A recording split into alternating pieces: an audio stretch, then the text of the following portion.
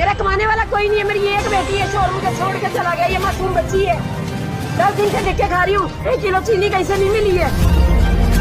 बच्चों को पुराने वक्त पढ़ाती हूँ, 10-10, 20-20 रुपए देते, घर का गुजारा बिल्कुल भी नहीं हो रहा मेरा, इसलिए सड़क पे निकल के आई हूँ।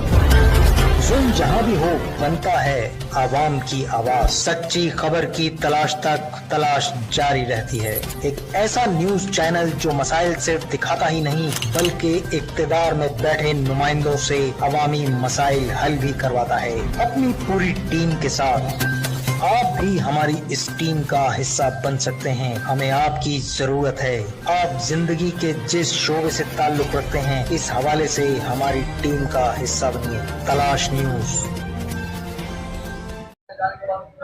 अस्सलाम वालेकुम। इस वक्त मैं मेडिकल कैंप में मौजूद हूँ और ये मुस्लिम टाउन न्यू कराची में ये कैंप हो रहा है और यूपी में ये पीटीआई के मातहत और जो है हम पाक आगोश के और ज़मीर आपा के हवाले से डॉक्टर्स की टीम लेकर आए हुए हैं। इसमें हमारी टीम में हकीम, होम्योपैथिक, एलोपैथिक और डॉक्टर आई और हार्ट स्पेशलिस्ट हुक्मा सारे मौजूद हैं और इस वक्त जो मामलात हैं वो हम देख रहे हैं और हम इसमें मेडिसिन भी फ्री है।